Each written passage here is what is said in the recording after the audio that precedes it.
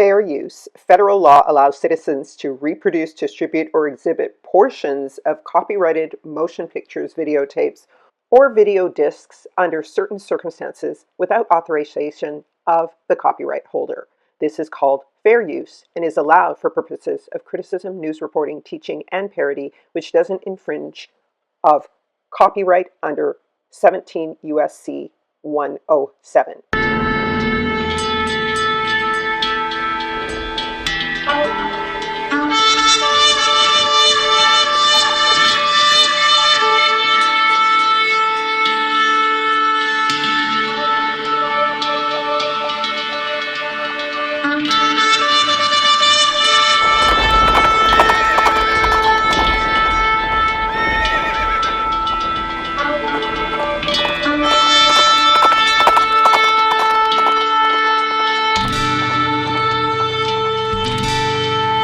O Yahweh, Kuma, Yahweh, Wayafutsu O Yahweh, Wayanusa Misanea Khabituniasa. Arise of you, O Yahweh.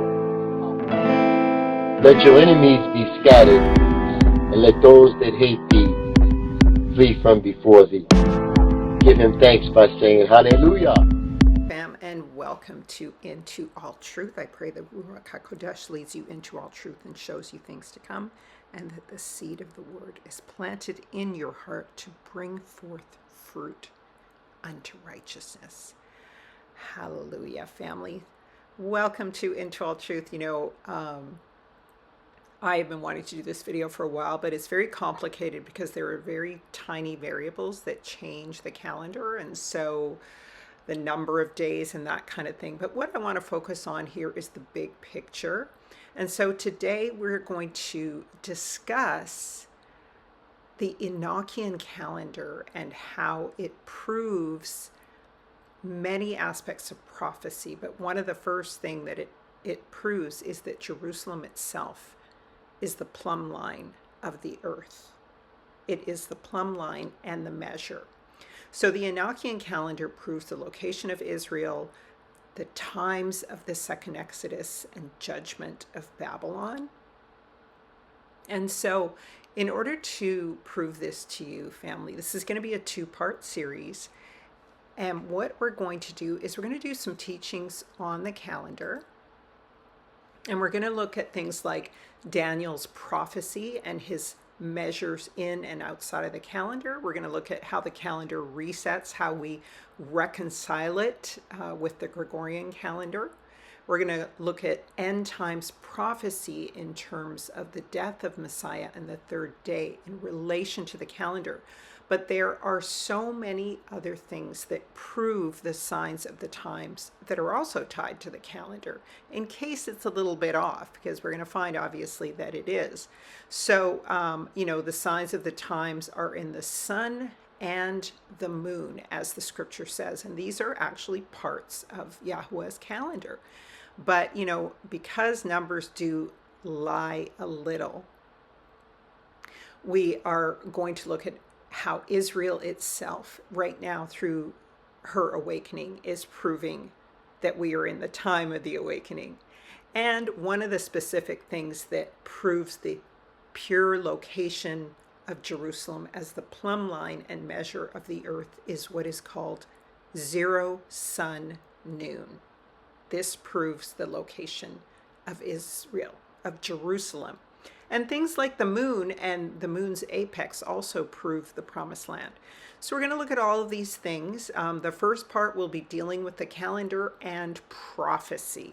And so I'm going to clarify to you the timing according to Daniel and why I am going to locate the 10 horned beast and the 4 kingdoms that came out of it much differently than most people do. I'm going to finally reconcile that as we understand the prophecies of Daniel. And so let's get into it. Connections to Jerusalem in Africa. For centuries, scholars have searched for Eden's rivers, never imagining that they might flow through Africa. And today will unveil staggering evidence that a place in Africa matches Ezekiel's temple coordinates and Enoch's solar calendar with terrifying precision. In Genesis 10 through 14, the Bible names the four Edenic rivers, Pishon, Gihon, Tigris, Euphrates.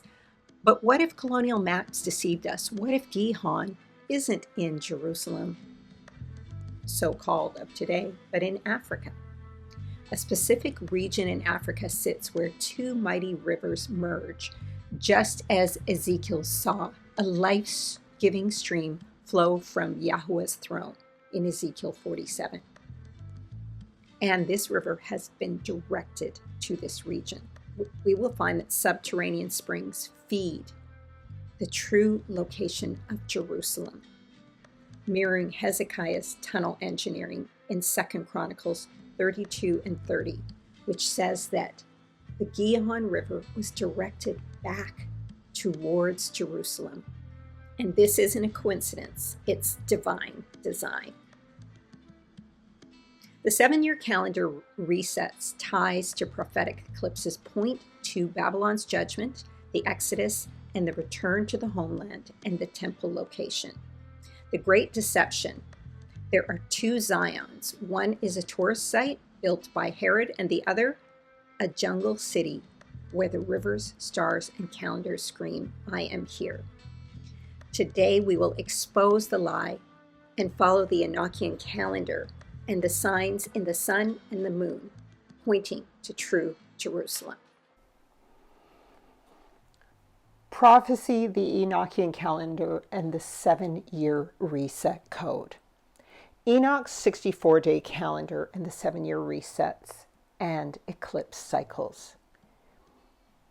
According to Enoch 74, verses 10 through 12, there are no leap months, no moon cycles, just 52 perfect weeks until Satan's 4-minute added per day fraud twisted time. So there are 7-year drifts that equal a 7-day leap week. It's actually not a leap, it's just a reset. All right? And what we're going to find is through this timeline of 7-year leaps, there are a series of 7-year eclipse resets. And this culminates in actually 2038 in Africa. Basically, Babylon gets 3 warnings and then the African eclipse. The first reset sign aligned over true Zion. We're going to show in Daniel 12, 11 through 12, and through Enochian math, the appointed time will arrive, but only Africa will witness it. In the signs in the heavens, but of course the scripture tells us that the whole world will see when Yahushua HaMashiach returns. Let's get into it. Every 7 years, Yah hits the reset button on March 17th, and the sun stands at 0 latitude. Where? Over Africa. But there's also a lunar sign in 2025 when the moon stands still in its path over Ethiopia. This year in 2025, the moon will pause directly over Africa where the temple could be during its zenith over the apex of the moon, the 18.6 year moon standstill cycle. It only happens every 18.6 years. This happens just as it did for Joshua at Gibeon in Joshua 10 and 12 when Israel returned to the land. This is Yahuwah's celestial stamp of approval. And we're going to show you how it tells us where the location of Israel is, and it becomes a sign of the times. All right, fam, so shalom, shalom. One of the things I really want to emphasize here is that the Enochian calendar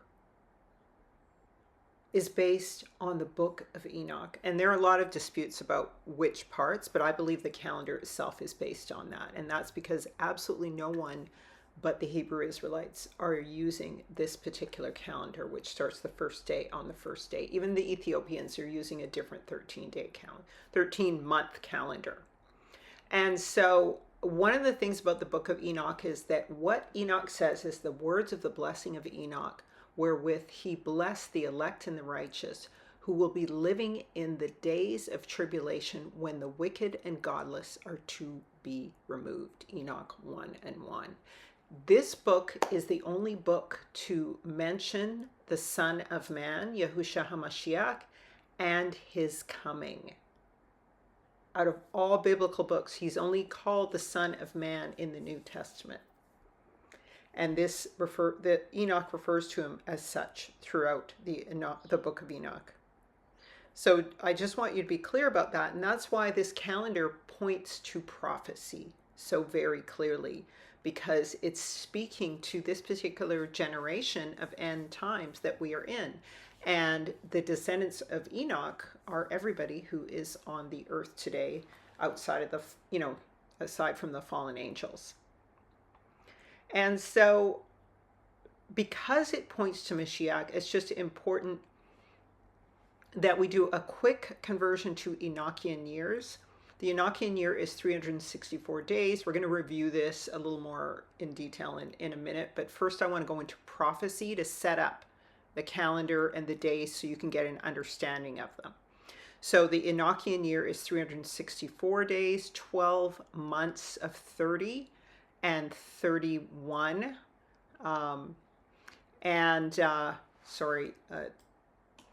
Each quarterly seasonal change month has 31 days. So every month has 30 days, and when the seasons change, those months have 30 plus 1. That's how you get 364. The Gregorian solar calendar averages 365.2425 days a year, including leap days. All right? And so what we're talking about here is we want to measure time from basically the birth and death of Christ, because this is going to point back to prophecy as Enoch talks about the coming of the Son of Man, right? So fam, I want to just warn you, I used the computer DeepSeek to research a lot of these numbers, and let me tell you, there was a ton of error. I had to correct a lot of stuff, and computers do lie, and they can make the numbers lie.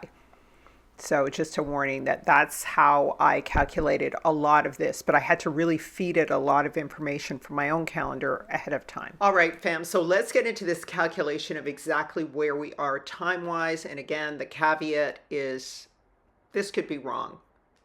No one knows the day or the hour. But I want to tell you that, DeepSeek was trying to push me into 2030, Charles Schwab's day. So if there's any errors in here where you see that I've put that Messiah's, was on the cross in 30 AD or anything like that, those typographical errors, please forgive them. I was fighting DeepSeek, but it was still beneficial to use it anyway, but it's definitely a struggle. So let's get into this conversion to Enochian calendar years. I'm trying to make it as simple as possible, because again, if this is all we knew was the truth, it would be simple. However, we're dealing with unlearning lies and the multiplicity of error and change that Hasatan has inserted into all the calendars and texts. So it's very difficult to arrive at this. However, I'm going to try and keep this very simple. So the Messiah's death was supposed to be 33 AD. And again, the Enochian year is 364 days, all right, and then we have with 30 days for each month and 31 days for those seasonal transitional equinox or solstice or whatever days. All right, and then the Gregorian and Julian calendar average 365.24 days. They're using those 24 hours and 4-minute days instead of 24-hour days. And so we're going to figure out what the time, where we are, what year we should be in. Now, one thing I want to mention is when they switched from BC, before Christ, to AD, Anno Domini, or after Christ, CE, they deleted a day just to confuse us, You know, Satan's the author of confusion, Yah is not. So a year was subtracted, so at some point we got to add it back in. But before we do that, we have to subtract all the days that the Gregorian and Julian calendar added. And so when we look at this, we see that the Julian calendar it began in 45 BC and it closed at 1582 AD, and then we went to the Gregorian calendar. And during that time frame, so the Julian calendar adds 1.25 days per year to the calendar. So over its period from 45 BC to 1582 AD, it added 5.3 more years. It added 5.3 more years between 45 BC and 1582 AD. Now, the Gregorian calendar began in 1582 AD and added, like I said, 1.2425 days a year. And in that 443 year period that it's been operating since around the beginning of the transatlantic slave trade to now, it has added 1.51 years in excess. So when you add the Julian years plus the Gregorian years, sorry for a typo here, fam, you get 6.81 years. So they have added since 45 BC 6.81 years. So when we adjust for that drift and we subtract it from today's date in the Gregorian calendar, we get that we should be in actually the year 2018.9, almost year 2019, okay? But like I said, they got rid of the year 0 to 1 from BC to AD, so we have to add another year back in. So what it means is that we are presently in the Enochian year 2019. I think I said this in a video about 7 years ago when I was first doing the calendar, and then I changed it. You guys, I go back and forth so much because I check things, and I really would love it if I had somebody to double check stuff with me. But anyways, so there we have it, Mishpachah. Fam, we are in the year 2019.9, almost the year 2020, according to the Enochian calendar. Now, the Messiah is supposed to return in what we call the second day. We'll explain that later. But he's supposed to return 2,000 years after his death and resurrection. Okay, 2,000 years after his death and resurrection. And so, and remember, he was 40 days on the earth post-resurrection. Why am I saying that? Because 40 is a significant number. And so in the Enochian calendar, he's supposed to return on after 3 days. And a day is 1,000 years, and 1,000 years is as a day. So he should be returning in 2033. Let me say that again, family. He should be returning in 2033 in the Enochian year. And so if we're in the year 2019, that should be 14 years from now. And it tracks with the 7-year eclipse cycles also of the sun and the moon, that the sun and the moon are showing in the lands of captivity and judgment for Israel and in the land of promise for Israel. We're going to see that the eclipses are basically now resetting these 7-year cycles. It's like Yah is saying, here's an eclipse, and I'm using it to mark these 7-year cycles of reset to get you prepared to return to the land and for my return, right? And so we're in the year 2019, 14 years from now, it would be the year 2033, according to the Enochian calendar. And that is when Mashiach should return. But remember again, there's these times that may extend beyond that. All right? Or he may come after that because of these times. All right? So that's not 100%. Now, so here it is. Here's the conversion to Enochian calendars from the Enochian years from year 33 AD. And it says, the vision is yet for the appointed time. It will surely come, is the word of confirmation for this. And so Messiah's death, 33 AD, the current year, 2025 AD, Gregorian, and 2019 Enochian. All right? Years since Messiah, 1,992 according to Gregorian, 1,986 according to Enochian. So Messiah's return window, 2038 AD for Gregorian, which is really 2033 for Enochian. And I'm going to keep, when I speak of this, I'm going to cite the 38 for Gregorian beside it. All right, so you can just track it. So Messiah's return window for the Gregorian would be off by 5 years from his death. All right. However, it would be 2,000 years from his death if we go by the Enochian calendar. Now, keep in mind, I just want to put one thing in your ear. Remember, Messiah left in the middle of the week. So just ask yourself the question, will he return in the middle of the week? And will that throw things off too? So keep that in mind. There's so many adjustments to make. And that's why teaching the calendar and making it and understanding it is not easy. I've been doing this for almost 8 years. All right, so let's continue now that we know where we are. Again, the solar eclipses are appointed times and resets around Jubilee years of release. Why is this important? Because once again, Jubilees rotate around the birth and crucifixion of Messiah, okay?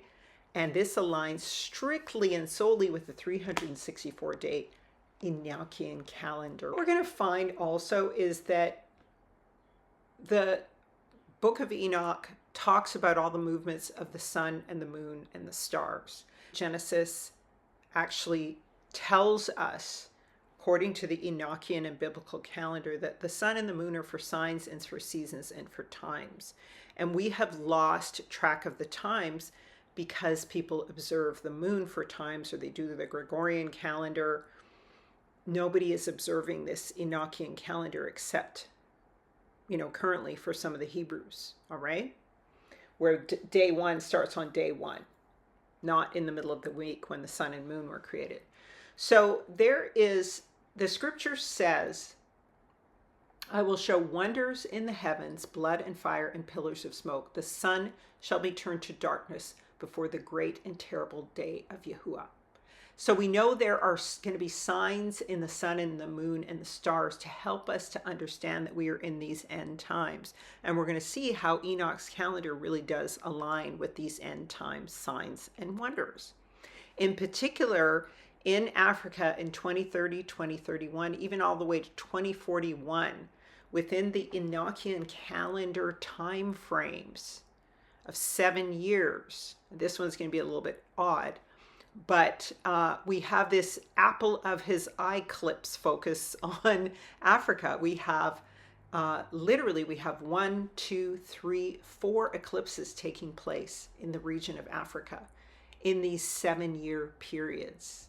And the Enochian calendar basically, we'll go into it again as I go forwards in detail, but the Enochian calendar basically resets every 7 years. It sets back to, the first day being on so-called Sunday.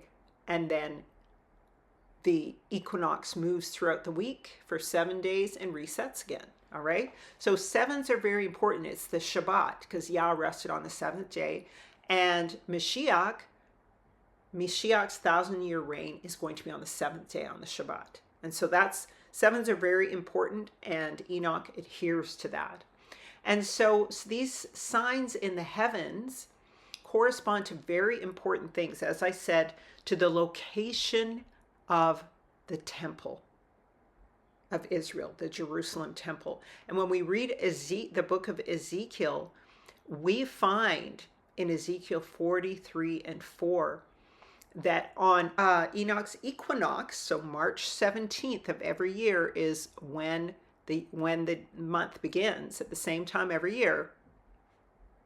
On Enoch's equinox, the sun stands directly over a certain region of Africa, just as Yahusha's glory enters the temple from the east in Ezekiel 43 and 4.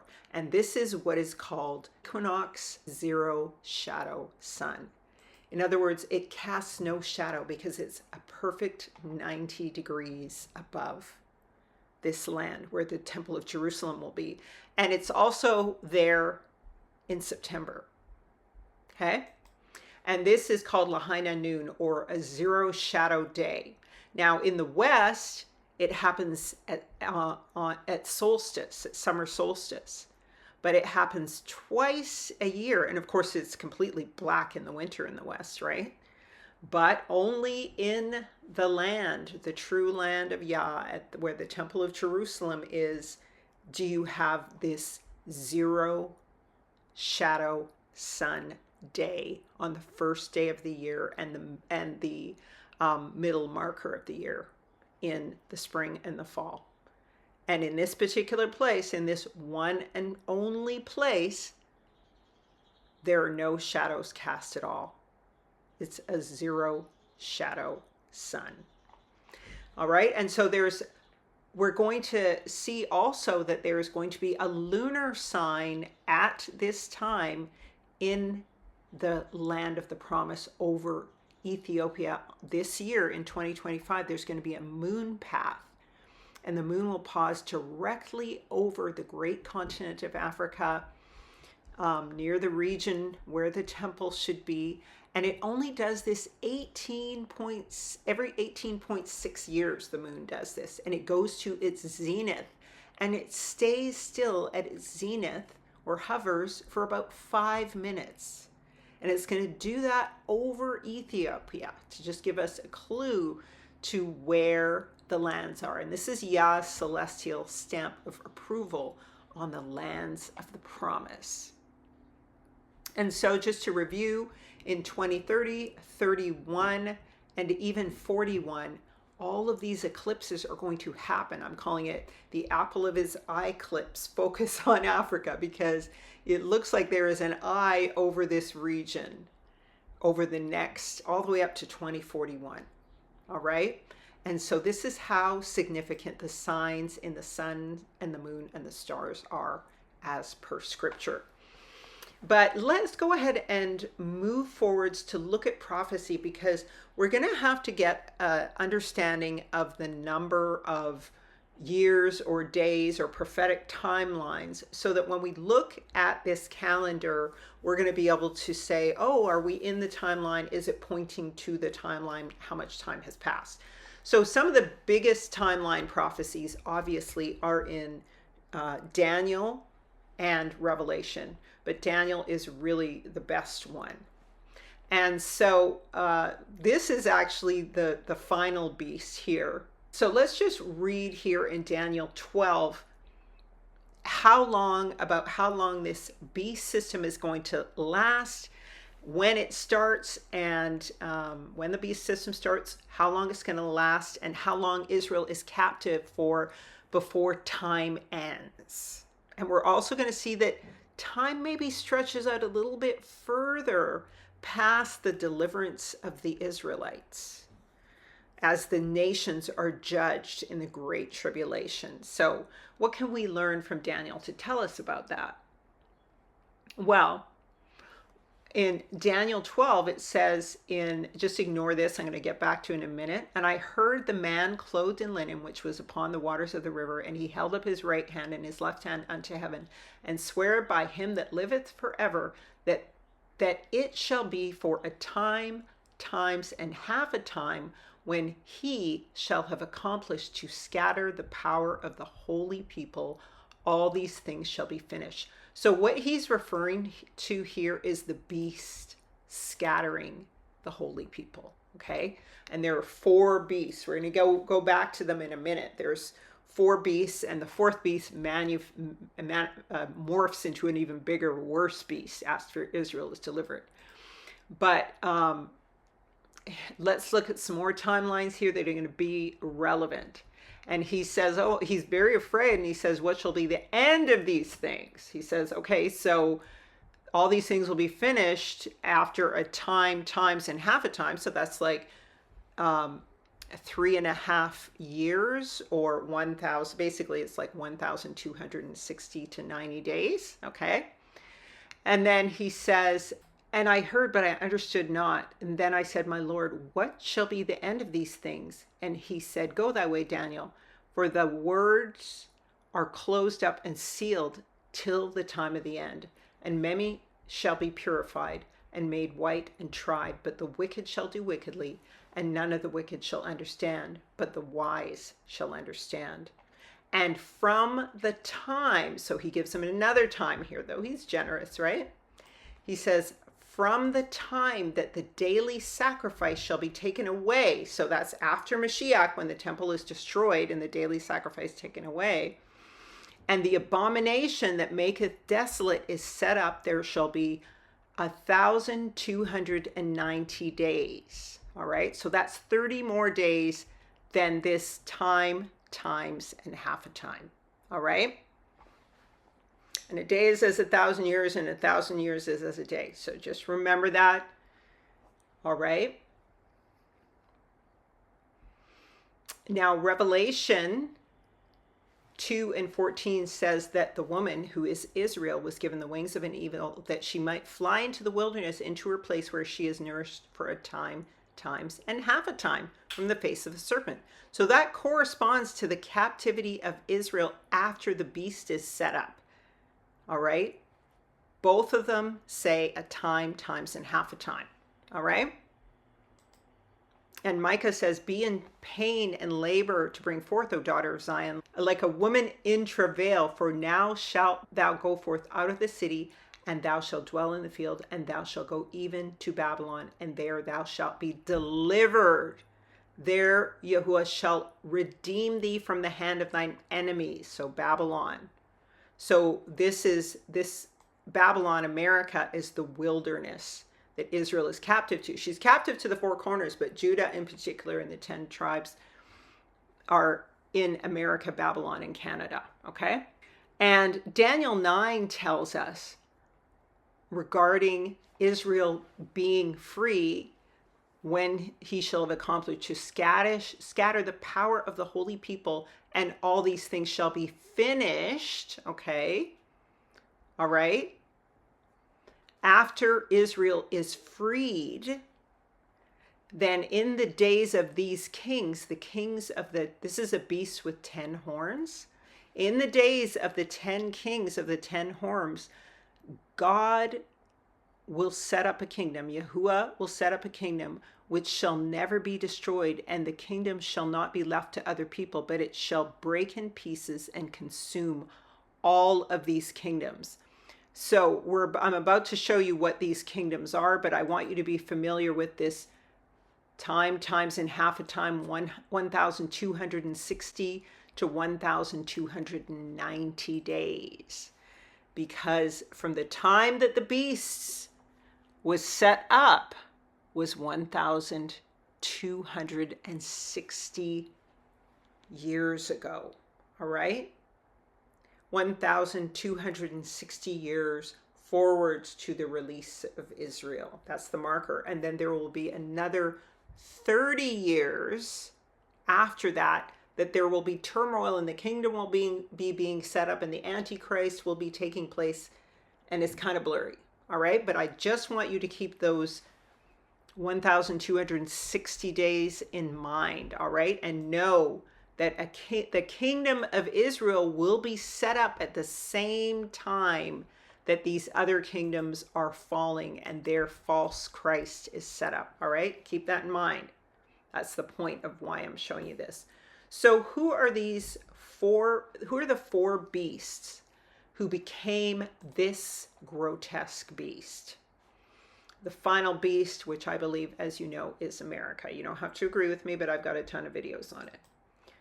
All right, so it was these four kings that rose up out of the sea. They're also quoted in Revelation 13. All right. And who are these beasts? Let's go through them. Daniel 7, the four beasts of end times. Now, I want you to notice what they look like. And as I've said before, Africa is symbolized by the lion. But this lion has the wings of an eagle. An eagle is usually symbolized by Ethiopia, also the north. It can be symbolized by Egypt as well as the north. Okay, the eagle. Because Dan's standard, tribe of Dan's standard was towards the north. So the eagle can symbolize America, Quetzalcoatl, Egypt, and it's also a symbol of Esau, Edom. So this is a kind of a mix between the Shemites and the northern nations. So it's Esau, Edom, as well as Japheth. All right. The bear is usually a symbol of Russia, of Japheth's land, and this bear has 3 ribs in its mouth. This is a bear that's destroying by eating and creating death.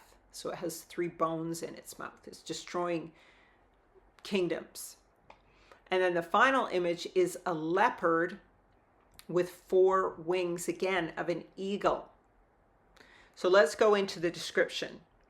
The first lion had eagle's wings, and I beheld till the wings thereof were plucked off, and it was lifted up to the earth, and made to stand on the feet as a man, and a man's heart was given to it. So this is Rome, all right? Now, the tie-in to Esau is that Jasher tells us that Zipho, one of the sons of Edom, mixed in with the Romans, with Chittim, and a lot of the Edomite tribes became Rome. Again, also the symbol of the lion is Shem, and Esau is a Shemite. Now, Rome had to fly and float from the west all the way over to the south and the east to rule Jerusalem, all right? To rule in the south and the Middle East, the land of Shem, all right? And so that's why he's had wings. He had to fly over. But the heart of a man was given to him, because this is when Rome took Jerusalem down, but it was converted to Christianity. It was converted to Mashiach and then perverted it into Christianity. But that is why he became a man, and he got a man's heart. He got the heart of Hamashiach, the Son of Man's heart. All right? And so that's why he was able to stand on his feet like a man. He was no longer a chimera. He was no longer an abomination. He became human blood again through Mashiach. But of course, they got corrupted. And but once again, if you read Acts 29, you will find that Paul takes a journey to Rome. It takes him almost 30 days. And it takes about 15 days to take a boat to Rome now from Africa, okay, North Africa, from around the Mediterranean, all right? So now the second beast is Japheth. Behold, another beast, second like to the bear, and it raised up itself on one side, and it had 3 ribs in the mouth of it, between the teeth of it. And they said thus unto it, arise, devour much flesh. And so this is the Goths, the Vandals, the Persians, and the Tartarians, all right, who rule in this period, all right? So it goes all the way from about 400, where Rome is taken down. Now, Rome is still Japheth, but these are these other Japhethites, the wilder, crazier ones, that take Rome down, and they invade it, along with the Persians, for about, from about the 400s to about 750 AD or CE, whatever you want to call it. And again, Edom is always in there. The Edomite Caliphate, the Umayyad Caliphate, their Arab iteration, their Arab brothers, help the Persians to take Constantinople. Constantinople is what Rome became, all right, after it split. Now, the final one here of these three is the leopard. And after this, I beheld, and lo, another like a leopard, which had upon the back of it 4 wings of a fowl. The beast also had 4 heads, and dominion was given to it. So this is what I believe is Prester John, and I believe he's ruling secretly in all these other kingdoms, Esau, Edom, all right? And that's why he has 4 heads. The bear has ribs because he's destroying. That's what they say about the army from the north.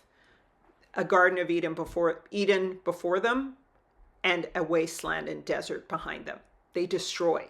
So that's why he has ribs in his mouth. He destroys Israel. He destroys the kingdoms. Esau, Edom then comes in and rules and heads them.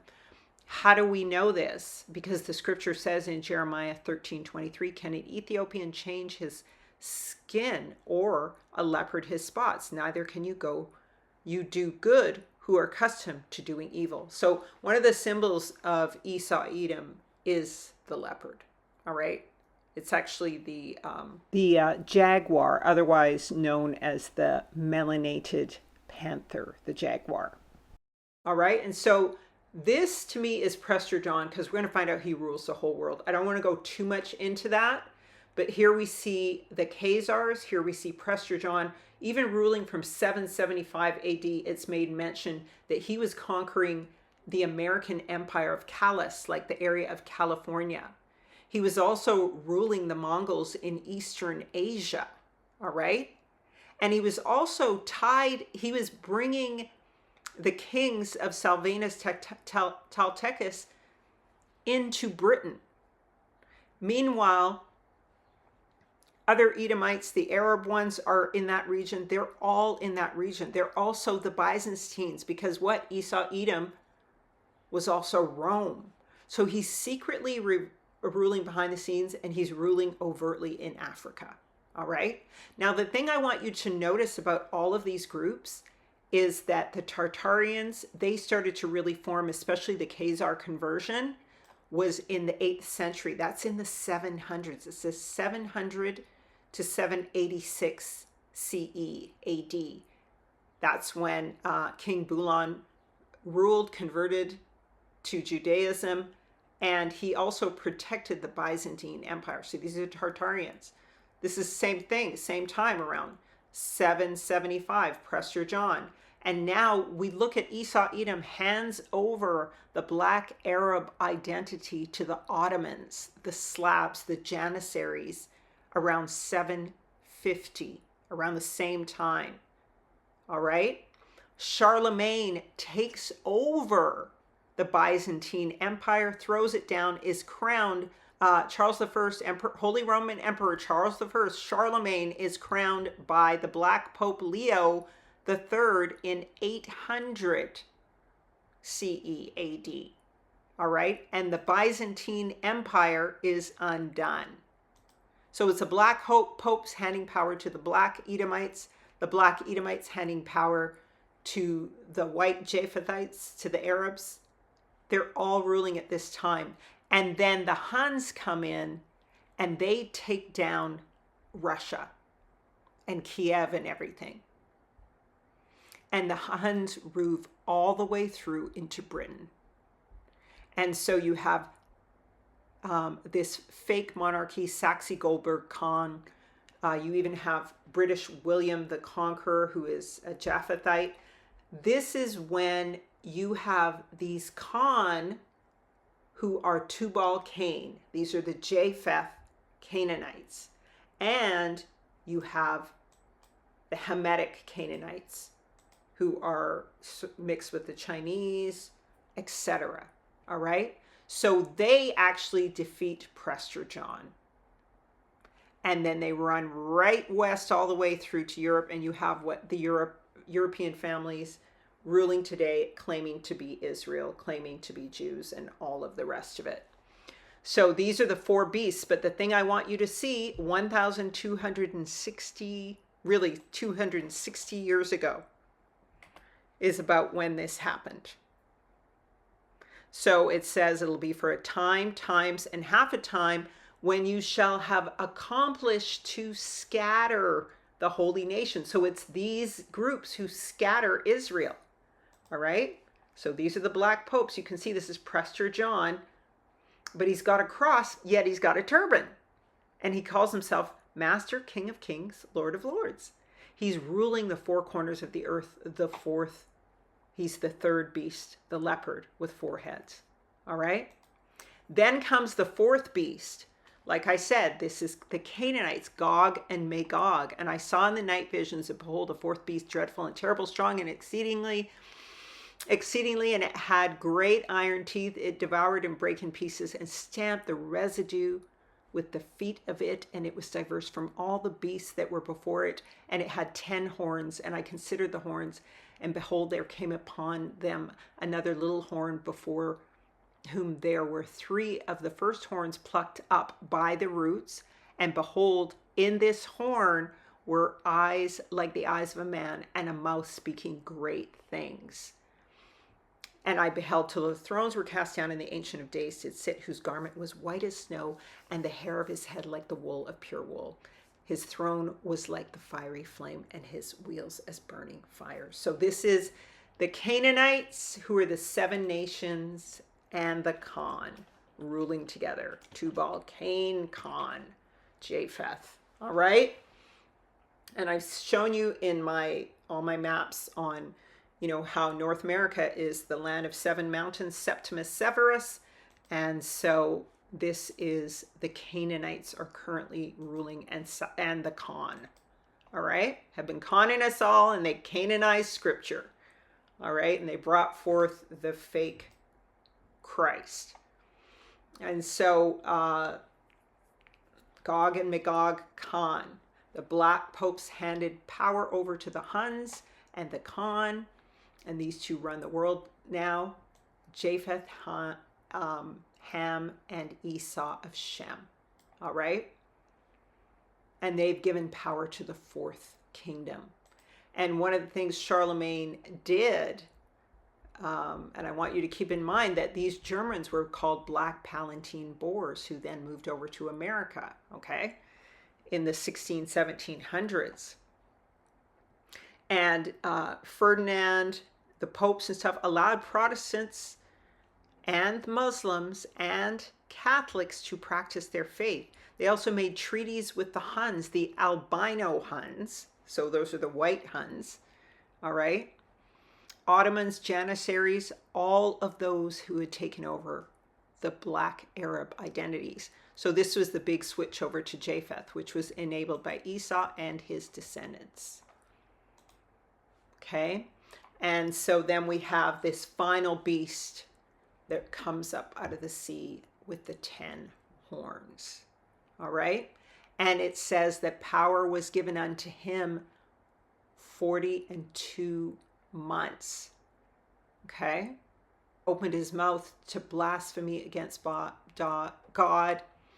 to blaspheme his name and his tabernacle, and them that dwell in heaven. And it was given to him to make war with the saints and to overcome them. And power was given him over every kindred and tongue and nation. And so this is where you get Caesar Borgia and you get the fake Jesus. That's how the name is blasphemed, because that's not his name in any way, shape, or form. It's Zeus. It's Jesus Christ. It's not Yahushua HaMashiach. And so 42 months is 1,260 days is a time, times, and half a time. So that's where we are. Like I said, it's been about 1,260 years since all of these guys were positioned. And then these guys took over. The Khans, the bad seed of Shem, Ham, and Japheth took over. All right, in the form of the Mongol Khans. All right? So just keep that in mind. We're in the 1,260 years scattering. All right, and again, there's a number of signs. Here we have the tribes according to the book of Zechariah that shows you that it's these 4 nations that scattered Israel. All right? So that lines up. these who scattered Israel lines up with this group. All right? Because there is a lamb that has two horns later that comes. Zechariah 1:18 says, these horns are the horns that scattered the nation of Judah so that no one could even lift up their head. These horns stand for the nations that attacked the people of Judah and scattered them. And what does it say in Revelation 13? And I beheld another beast coming up out of the earth this time. And I believe this is going to be after Israel leaves or as Israel is leaving. All right. And he had two horns like a lamb. Remember, we're talking about all these horns, the 10 kings. We're talking about the four horns of the four, nations that scattered Israel. And now this one looks like a lamb and it has two horns. All right. And he speaks as a dragon, and he exercises all power of the first beast and causes the earth and them which dwell in it to worship the first beast, whose deadly wound was healed. Now, a lot of people say that that's Rome, but when Israel leaves, Babylon's going to do a second resurrection, and that's why this beast comes up out of the earth. Okay? All the other ones came up out of the sea. This one comes up out of the earth. That's the distinction here. All right? And he does great wonders, making fire come down from heaven, and he deceives all of those on the earth by means of miracles, which he has the power to do in the sight of the beast. And this is the beast. I don't have it here, but the next scripture is that they should make an image to the beast which had the wound by the sword and did live. So basically, this is an AI kind of a beast, or an internet beast that will come to life, an AI beast that will come to life, or a cloned, resurrected, final Antichrist who will come to life and who will rule after Israel returns to the land. And this will be the Antichrist who will judge the nations. All right. So that's enough in there. That was but let's get into the calendar. Some basic principles about the calendar. I go over these regularly. And so just for some basic understanding about the principles of the calendar. All right. So everything in the calendar has its origin on the first day of creation. And the first day of creation is also the first day of the week, and that was when the first light came. And the calendar begins with the first day called a Yom, the first week called Shabuah, week 1. It has its first Shabbat, Shabbat 1, and its first month, which is Kodesh. It's not month, it's not a reference to moon, it means a set apart time. And we know that it's consistent and it's at the exact time every year, same time every year. And because Yahuwah says that he is Yahuwah Elohim and he changes not. Therefore, the sons of Jacob are not consumed. All right. And so he's consistent. And as well,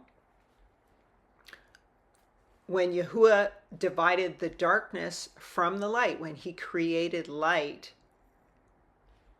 he called the light day and the darkness night, and there was evening and there was morning, and that was the first day. Now, Yah is very clear that he is, in Proverbs 20:10, he is an Elohim of equal weights, measures, and balances. He says differing weights and measures are an abomination to Yahuwah.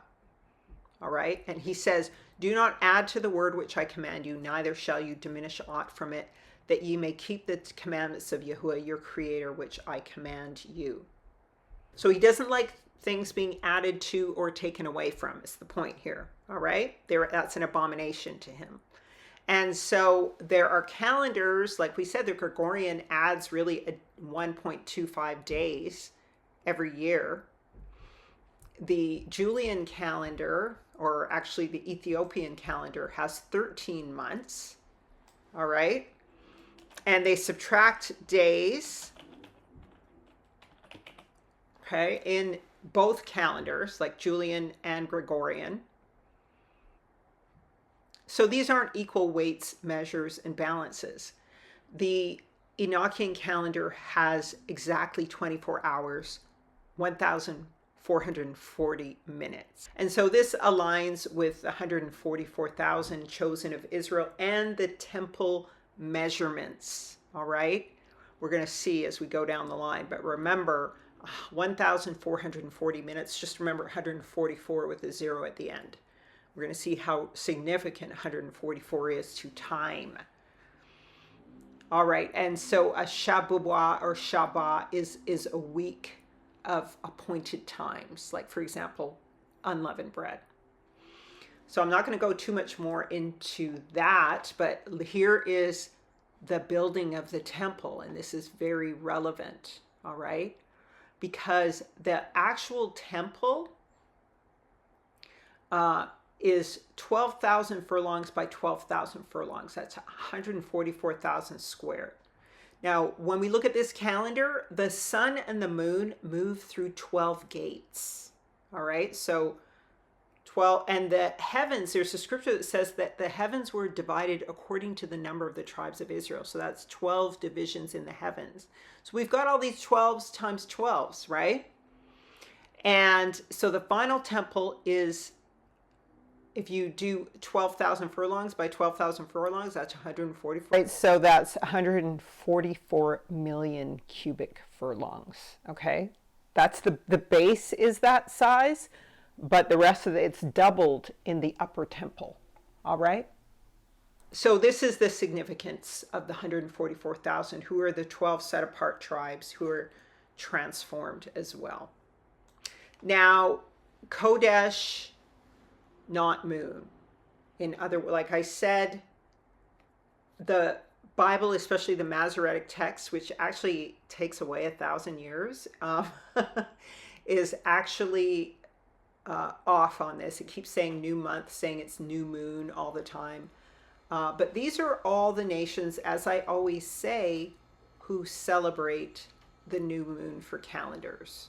And of course, Alexander the Great forced Israel and the Greeks to use the new moon calendar. They did not before that.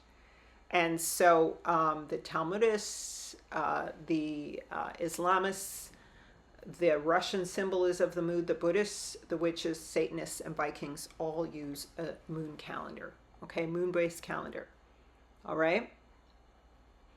And the word for moon is actually what we have here is that when it says new month, it actually says Kodesh, not new moon. So in 254 instances where it is saying new month or set apart time, it's saying Kodesh, not moon. The word for moon is Yarok.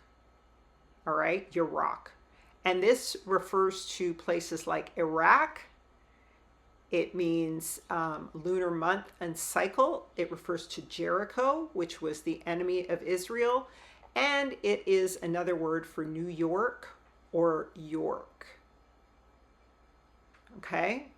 So it's associated with other religious practices and nations, not Israel.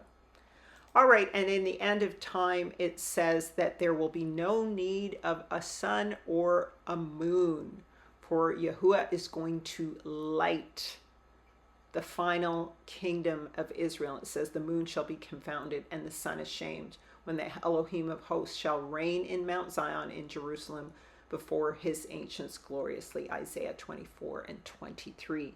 And of course, the sun rules the day. Yahuwah made two great lights, the greater light to rule the day and the lesser light to rule the night. He made the stars also, and the evening and the morning were the fourth day. Now the stars also, I'm not going to talk about them here, but they align perfectly with the seasons.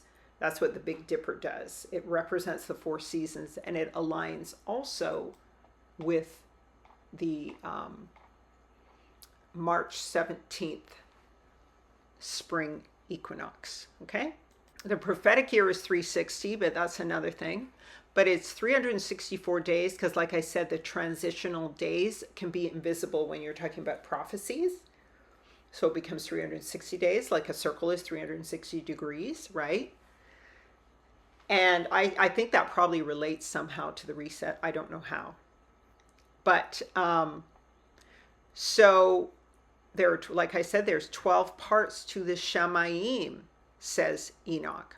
All right, so this calendar resets every year. And as I said, a young man came to me. I literally prayed and asked Yah to send me somebody who would watch the sun over these years. And he explained to me, it took him a while to break through to me, but that the day did shift and it did move. And this corresponds with the every 7 years there is a release, all right, and a resetting of the year. And so what the scripture says is, at the term of 7 years thou shalt make a freedom, and this is the matter of freedom. Every creditor shall quit the loan of his hand which he hath lent to his neighbor. He shall not ask for it again of his neighbor, nor of his brother, for the year of Yahuwah's freedom is proclaimed. The leap week, or the first day, is always so-called Sunday. Then the day moves forward for 6 days over 7 years, then wraps around and resets after a Shabuel, or basically a week of years. And this is Yahuwah's signal that the week of years has ended. Also, the Gregorian calendar adds a day every year and a leap year. So we basically leaping their fake week. That's the way that you can watch it. But the sun actually does move. And so the Gregorian calendar kind of distracts from this, right? But it is also a way that you can watch for it. So let me zoom out here again. So what you have is you have the day shifting. It was on Saturday the 16th in 2024, and it basically brackets the evening starts the day starts the evening before. All right, so the Shabbat of last year in the evening was the beginning of the first day reset last year. Okay, if that makes sense. So it started on the Saturday 2024. It moved over to so-called Sunday first day in March 2025. See, it's March 2025. Then March 2026, it moves to Monday. Tuesday, March 2027. Thursday, Wednesday 2028. Thursday 2029. Friday 2030. And then it's wrapped right around to Saturday again, which is on the Saturday, the eve of the first day again occurs. Okay, if that makes sense. So that is the 7-year reset. And so it's tied to Jubilees, all right?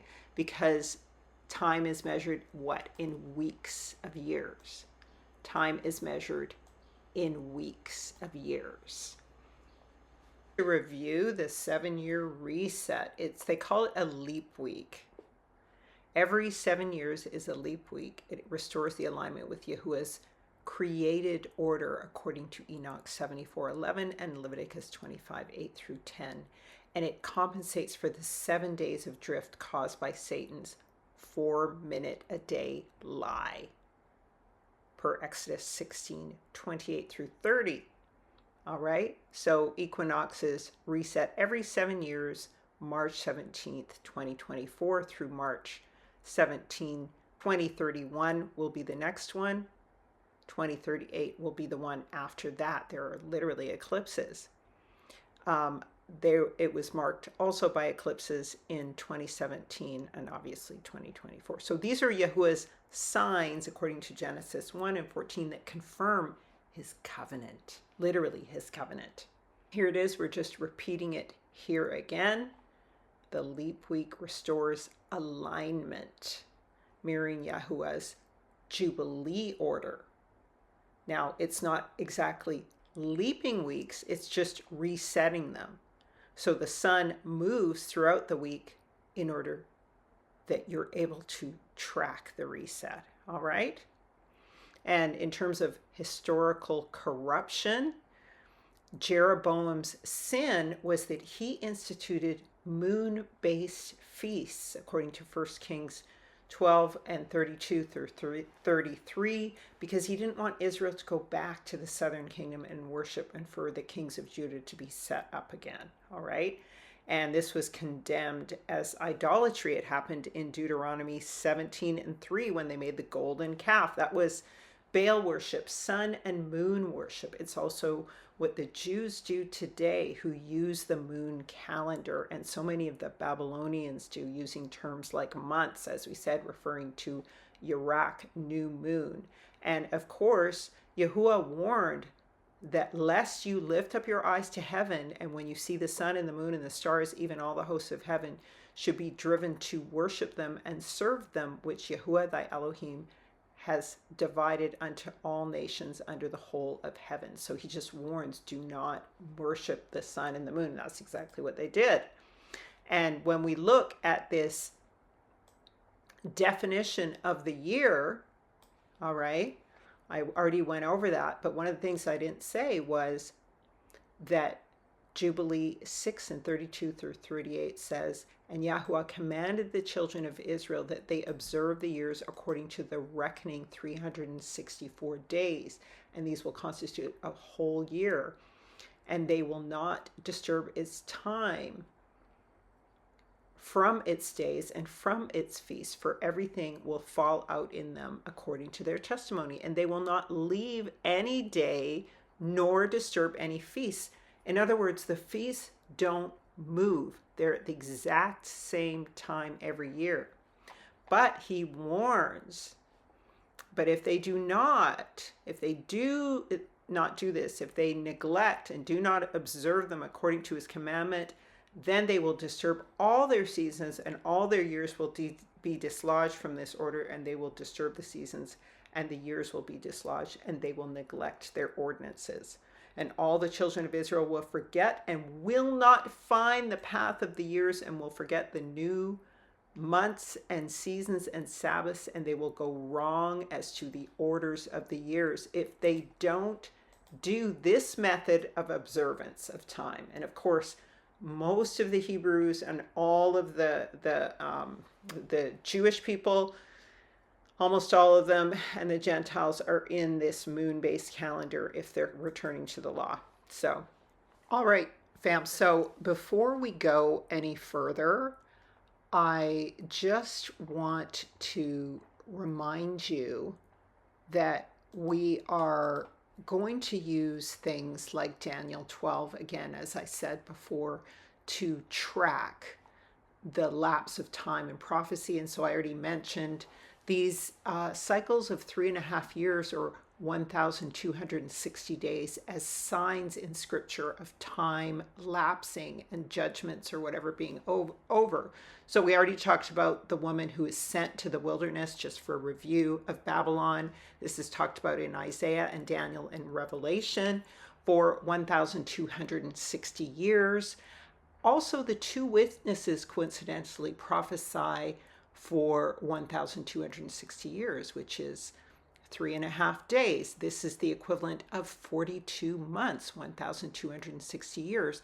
And the Gentiles trample the court outside of the city and the temple in the land of Yasharel. All three of these things are happening for 1,260 years, or 3.5 days, a time times and half a time. And then, according to Daniel, all these things shall be finished.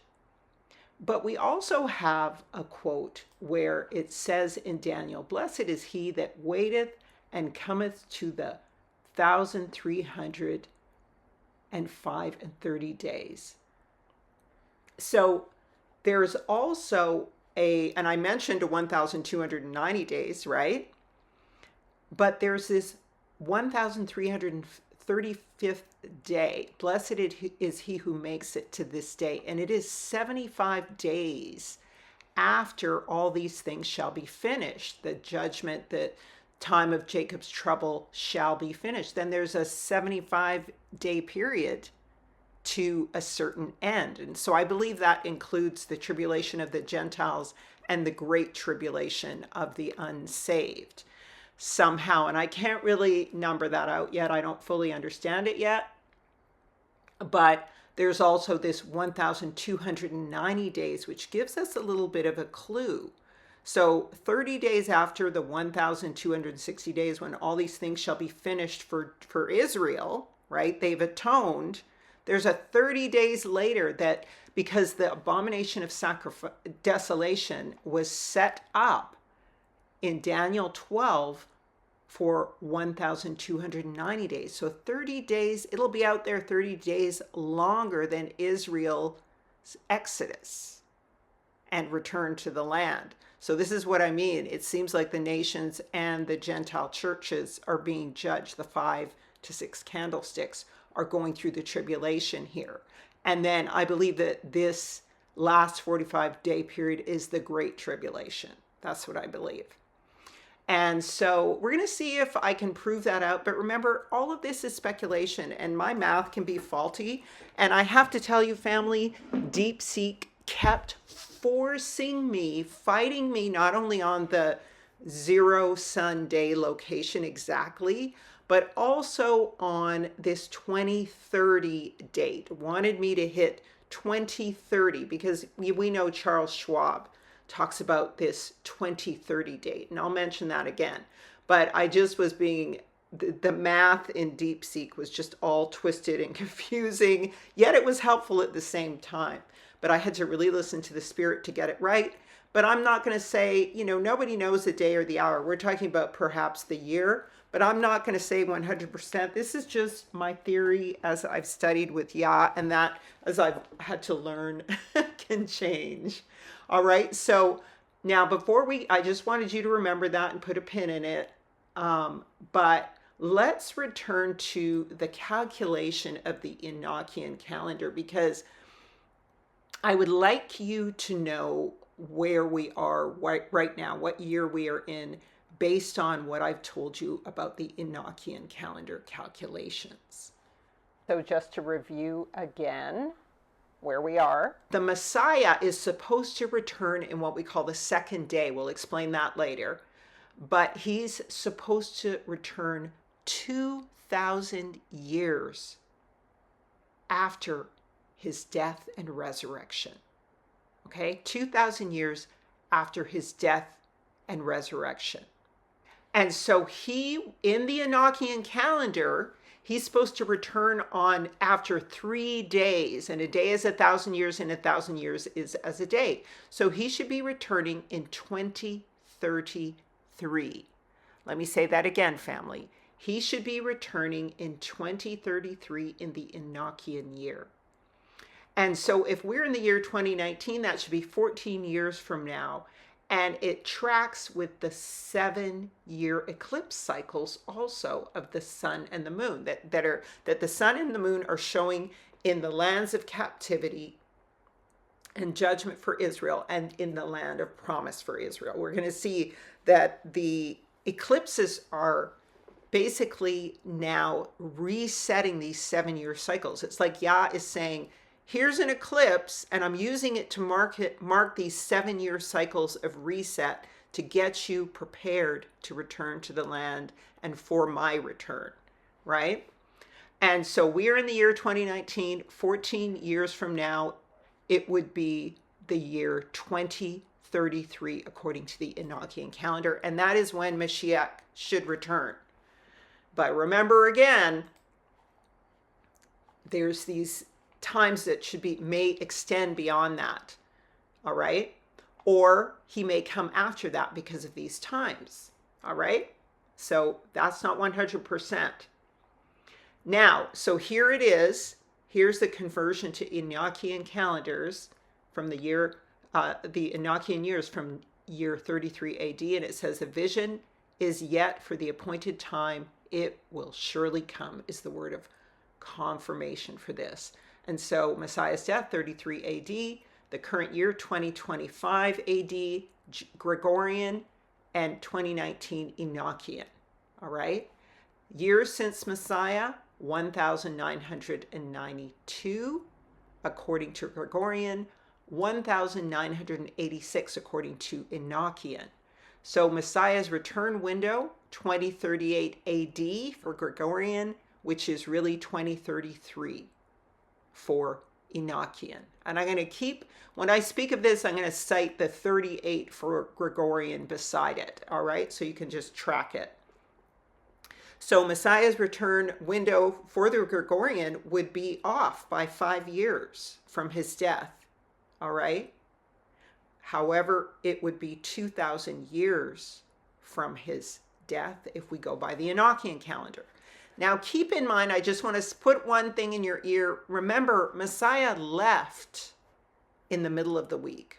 So just ask yourself the question, will he return in the middle of the week? And will that throw things off too?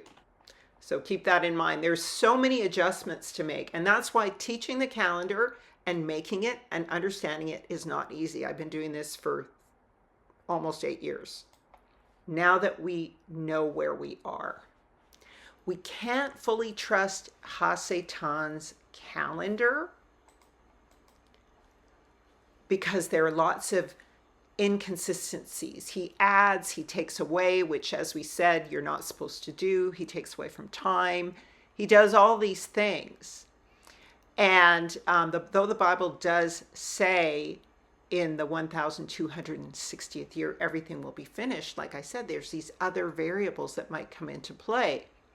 And what I mentioned to you again was the World Economic Forum founder, Charles Schwab, and the United Nations really plan to achieve 17 development goals known as Agenda 2030. So DeepSeek kept pushing me to that date in whatever twisted math it could give me. So it was a real fight. And so what I have to tell you is that Yah is assuring that his people will be wise and understand. So there's a lot of other variables we can look at to focus in on and hone in on the time. And that is according to the word of his law, which is signs in the heavens is one of these things. And that's why the eclipses are very, very important. There are eclipses every year, like every year and a half all over the world. But in the places of judgment and the places of blessing and the return to the land, Yahuwah seems to be doing these 7-year cycle eclipses now at this particular time. So that's one of the signs. Obviously, Israel is one. We know that nobody knows the day or the hour, and the Gentiles may have a tribulation and great tribulation outside of Israel's return to the land for those who don't want to return with Israel when Israel returns. So, because I got to reiterate this, in Isaiah 43 and in Revelation 2 and 3, it says that everyone called by his name can return when Israel is called to return. So that includes the Gentiles, all right? And it says, hear what the Spirit says to the 7 churches for each of the blessings upon all 7 churches. So you can make the choice to return with Israel. However, that's not what's going to happen because that's what Yah's word says also. But anyway, we know that these, while Jerusalem can be set up outside of the 3.5 years, the 3.5 years remaining in those 70 weeks of Daniel, that could also happen outside of it. We just don't know. But these are measures that we can look at to see where we are in time. Also, we know that the angel of Yahuwah is basically going to say at some point, there shall be time no more. And I believe that's for Israel to bring in the 70 weeks because the covenant is with Israel. The church, the rest of the church is coming into the covenant as Gentiles called by Yahuwah's name. So they have to go through their process of judgment after Israel returns to the land. But there's these 7 thunders that seal the oath of Yah. All right, so we're noticing this pattern of 7. And you can go and watch my 7 Thunders Israel Justified video to learn more about that. But that's also a measure of 7. So 7s are very important. And like I said, 7s are part of a jubilee. All right. The law of Yahuwah is perfect, converting the soul. The statutes of Yahuwah are right and pure, rejoicing the heart. let us align the birth and crucifixion of Messiah with this 364-day calendar year. And we are going to see that it aligned with a solar eclipse. And we're also going to find that it aligned with jubilees. So the eclipses that Yah is showing us now are in 7-year cycles. Not all eclipses are. There's eclipses all around the world every 1.5 years or so. But the ones in the lands of judgment and the land of promise are lining up with this 7-year cycle. And this, so Passover was the 14th day of the first month, and that is the day that Yahushua HaMashiach was crucified. So Messiah's crucifixion, 33 AD, all right, in the spring equinox, and there was a total solar eclipse over Jerusalem March 30th, 33 AD at this exact same time of the Passover. And so it was marking a jubilee. It has been 40 jubilees since Messiah's crucifixion. What is a jubilee?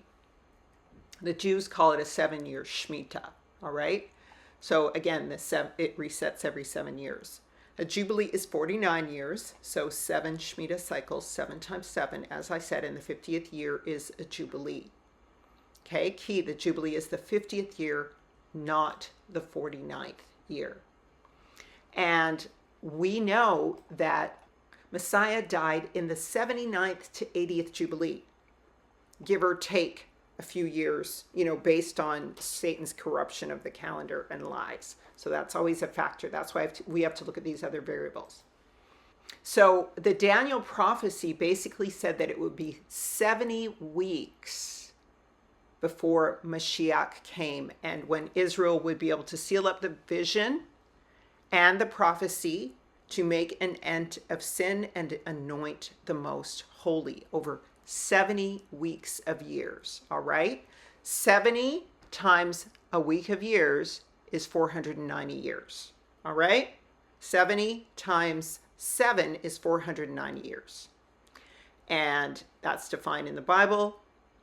And what he said was, from the decree to build the second temple in Jerusalem during the reign of Artaxerxes, the Medo-Persians, it would be, my apologies for this, it would be 70 weeks of years till the coming of Messiah and his crucifixion. So that is a 490-year period. That is a jubilee. Make sense? Another thing that we can line up with this calendar to run a check with whether or not we're right with the timing of things is what is called Messiah's promise to raise up on the third day. According to Hosea 6:2, after 2 days he will revive us. On the third day he will raise us up. So basically, when we look at the cycle till the return of Messiah, it's supposed to be 7,000 years, okay? In the same way that we have a 7-day week, all right, on the 6th day, for 6 days we work, and on the 7th day we rest. So the millennium reign is going to be the Shabbat reign, the 1,000 years of rest. So we're looking at a 6,000-year period from Adam until the return of Messiah, approximation thereof. And so this return of Messiah is the third day, because Messiah was basically born in the 5th century, so in the year 4000, and died in the year 4000, and then 2,000 years will pass, and then we will be into the Shabbat. And so this is why he says, after 2 days he will revive us. On the third day he will raise us up. So in the 2,000 years after Mashiach's crucifixion, we will be awakened again. That's the 144,000 awakened again. That's the 1/3 remnant. The the fig tree awakens in the 2,000-year period in the second day. And on the third day, we get raised up, we get transformed. And so, like I said, the 2,000 years is 2 days. And according to my calculation, 2038 will mark the third day. 6,000-year creation timeline, Adam to Messiah, 4,000 years, Messiah to 2033 should be 2,000 years, and the day of Yahuwah arrives, the judgment. And so 2033 AD may herald the millennial Sabbath. All right, completing the 7,000-year cosmic cycle that begins the Shabbat. So the seventh day Shabbat begins when Mashiach returns. When we look at the Jubilees, what we find out is that when Mashiach was born, over all of time, in the 6,000 years, there's 120 Jubilees. So Mashiach was born in what they call the 80th Jubilee. So there have been 40 Jubilees since Messiah came. 2038 will basically be the 120th Jubilee. 120th Jubilee. And so that will be 40 Jubilees since he died. Okay? 40 Jubilees since he died and resurrected. 40 equals testing and transition. They were 40, Messiah was 40 days fasting in the desert. Israel was 40 years in the desert. Mashiach came back, and after he was resurrected, he hung around for 40 days, and then he went up to heaven. So 40 is very significant. And so, again, it's the 40th Jubilee of testing. So from this, we can see and say that Jubilees, any multiple of 7 years, and especially the formal Jubilee, is a marker of the timing of the return of Messiah. I hope that makes sense. This will be the 40th Jubilee since Messiah died, or the 120th Jubilee over all time. And now I want you to remember that the woman was taken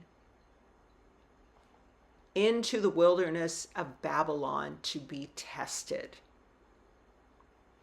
And of course, remember, here's just a word of confirmation: the testimony of Yahusha is the spirit of prophecy. The crucifixion was 33 AD. The crucifixion was 33 AD, and it inaugurates a spiritual jubilee, and it marks 40 jubilees have passed since Mashiach's death and resurrection. All right. And this has been the time of testing and purification and transition into a promise for Yasharel. 40 Jubilees signals the global purification and the culmination of Yahuwah's redemptive plan. All right, so the woman gives birth to the son, and the lion defeats the eagle. All right, the lion defeats Hasatan. So the 2,000-year period may also mark the day of Yahuwah. All right, because remember, there's the time of Jacob's trouble, the tribulation, and the great tribulation. And this is also after he will revive us after 2 days, and on the third day he will return. So in this 2-day period is the day of Yahuwah. The day of Yahuwah is him judging the nations for what they did to his children. And so, like I said, there's corruptions in the calendar. See where they are? Like, this is, and it's because of errors in the books. And this is the enemy, obviously, because it says Adam was 130 years old when Seth was born, but it was the 19th Jubilee. Well, it would have been approaching the third Jubilee, actually, but it says the 19th Jubilee here. This is according to some of the versions of the book Jubilees and the various scriptures. So we can't 100% rely on the listing of the Jubilees or even the time, the AM dating, because we see again these inconsistencies for how many years have passed to get us to that 4,000th year in which Mashiach dies. All right? So it's supposed to be 49 Jubilees from the time of the Exodus. Other calendars say other things. This one says 47, so we can't rely on that.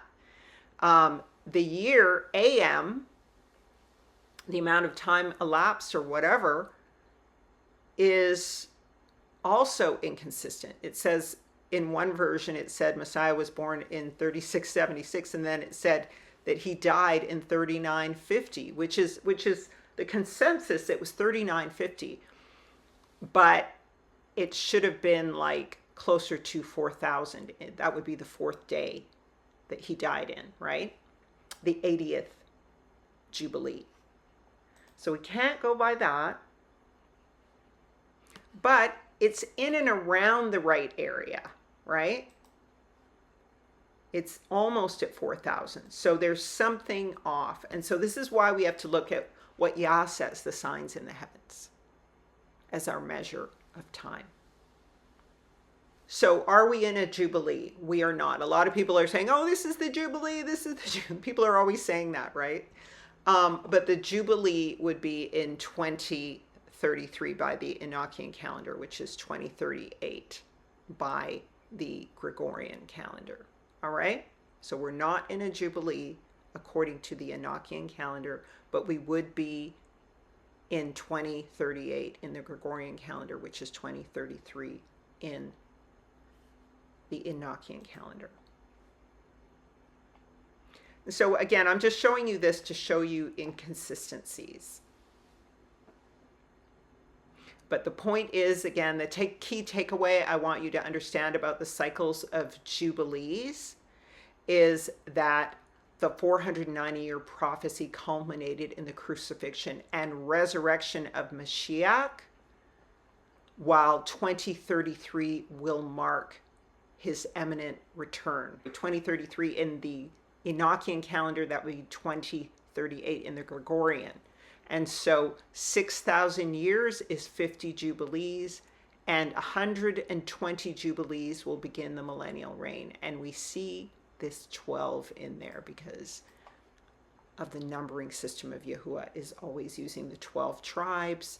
The heavens are aligned according to the number 12. There are 12 gates, etc. So the things that should happen are, for the day of Yahuwah, are debt cancellation. The original heirs are returned to the land.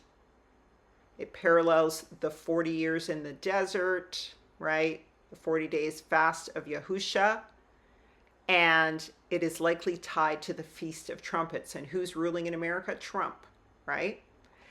It will also be a marker of the judgment of Babylon and the fall of the corrupt system, financial and religious. And it will bring in the 8th millennium. And the thing that aligns with this 40 years since Messiah, right? 40 Jubilees since Messiah, is that, as I read to you before, that the woman was taken by the eagle into the wilderness where she would bring forth. Okay? So she will leave after 40 Jubilees because the wilderness is a place of testing, purification, all right? Transition into promise, and a signal of global purification and the culmination of Yahuwah's redemptive plan. So the 2000 is supposed to be the day of Yahuwah. In other words, Israel gets tucked in and brought in, and the Gentiles called by Yahuwah's name, but that's going to be the day of Yahuwah. So that's why there's going to be time, I believe, going beyond that. That's why it says, blessed is he who makes it to the 1290th day. Because it's after 1200 and 60 days, right? 1,260 days, or a time, and half a time that they have accomplished to scatter the power of the holy people, and all things will be finished. And then blessed is he that makes it to the 1,000. And then they're going to set up the abomination of desolation. It says, from the time of the daily sacrifice shall be taken away, and the abomination that maketh desolate set up, there shall be 1,290 day years. Okay? So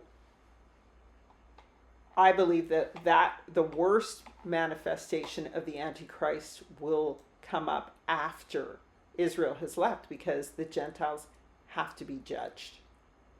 All right? That you have to have the day of Yahuwah. The day of Yahuwah. And there's also Satan's calendar. Also, like they tried to add 100 years. So Satan has really sabotaged the calendar a lot. As I've said, there was a day deleted. There were actually 10 days skipped and 11 days skipped in 1582 and 1752, respectively. So that's been calculated in. And then there's this whole Assyrian time myth on multiple levels. One where they're saying that the Assyrians added 97 years to the calendar and extended Sennacherib's life to kind of say that he wasn't killed by Yah. That's a whole deception. All right. But it would be kind of impossible, because it would mean that there were with the calculation, it would mean that we were in 5928 right now, and there'd be 72 Enochian years left for people to go through the desert and wilderness experience and all this kind of stuff. Well, we know that Israel was in the wilderness for 40 years, so there's no way it's going to be longer, because why? Yah said he will finish the work and cut it short in righteousness, because a short work will Yahuwah Elohim make upon the earth. And again, Israel was in the wilderness 40 years. Another claim is that from the death of Messiah, according to the actual scriptures, and those Catholics have the real books, and so we have to go by the Greek and the Ethiopic. So and that has been in the hands of the Gentiles. It's saying that at the birth of Messiah, it was basically birth and death. It was 5,530 AM. So if we're going to add 2,000 years to that, that would be 7,530 AM.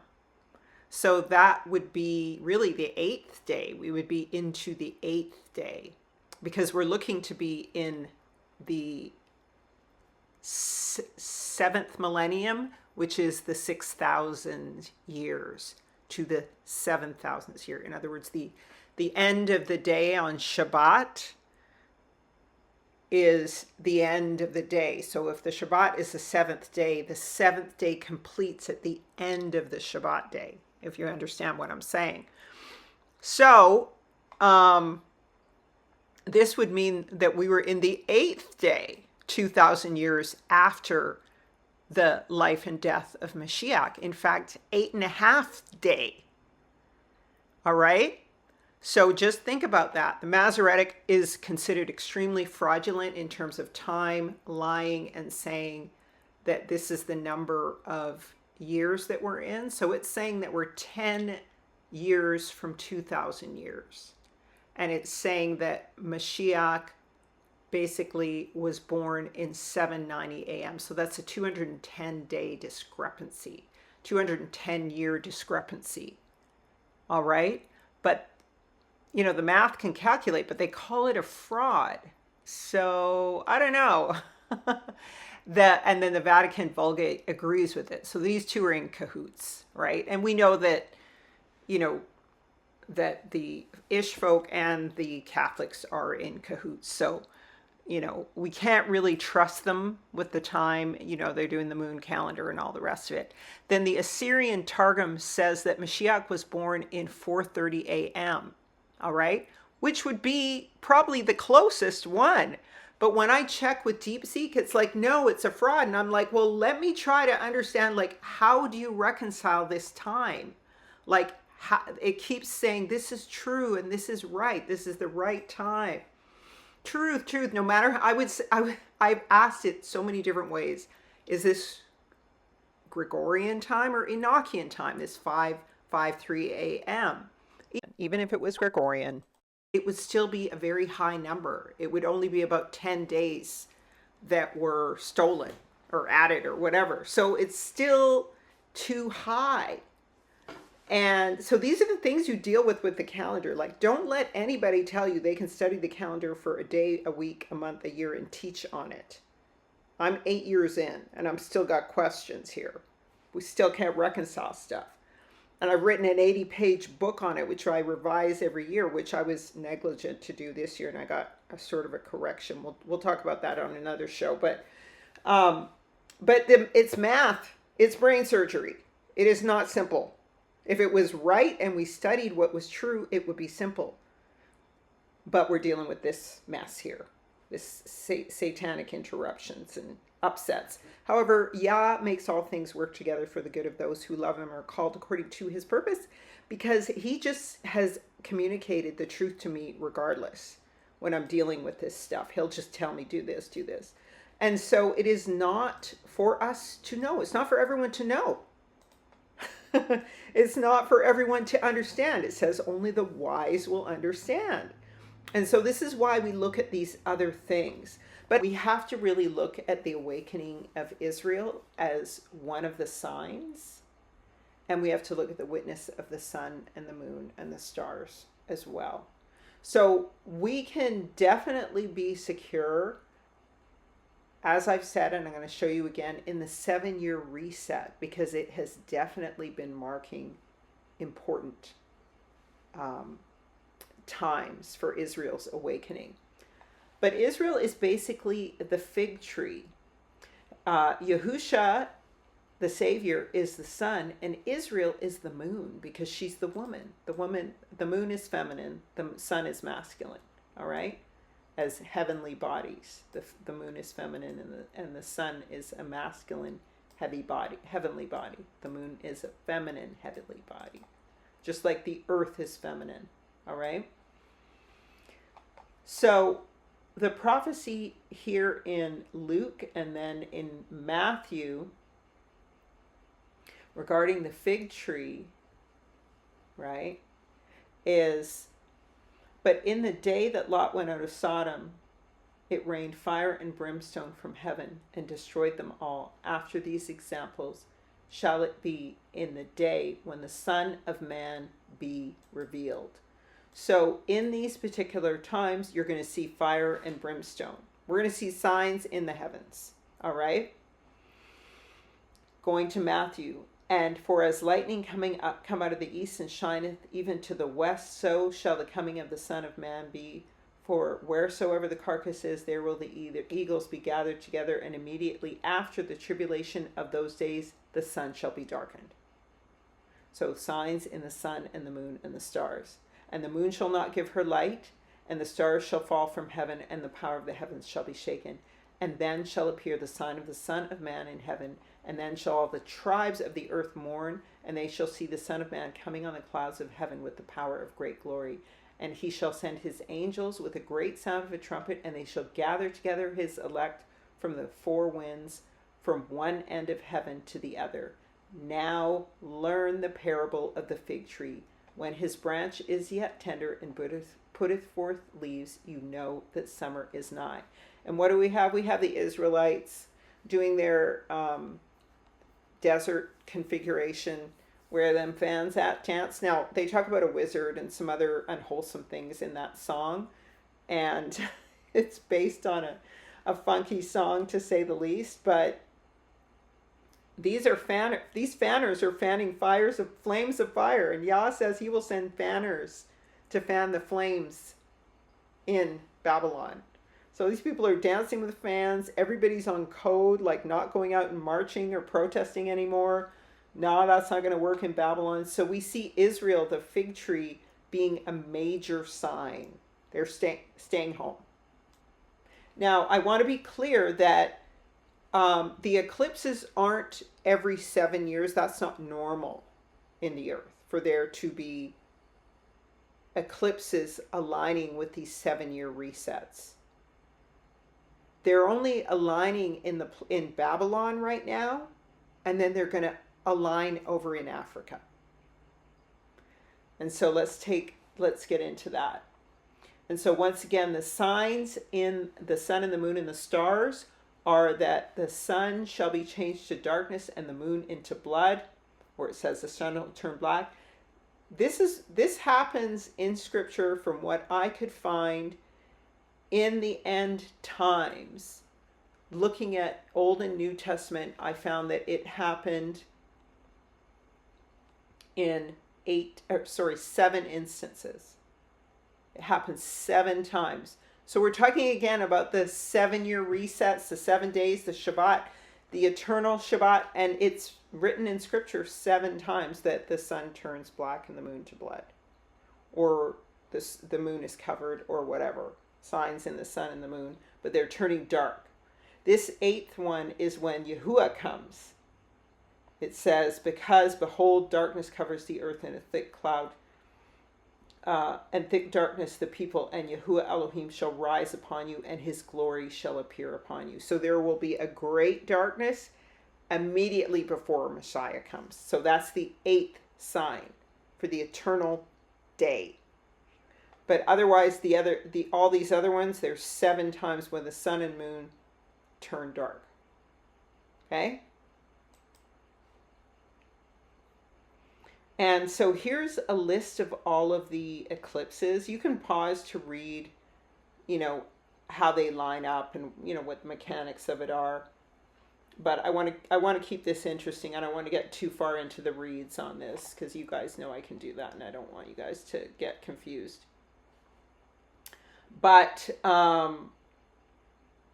we know that the 2017 eclipse occurred near the end of a 7-year cycle. It went through 7 cities of Shalom, Jerusalem, or peace to Jerusalem, right?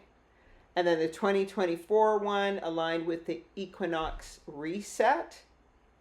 All right. So this one aligned with August, which was, the 2017 one, kind of aligned with the date when the first, quote, slaves came over from Europe in the transatlantic slave trade, all right? And it was like in August.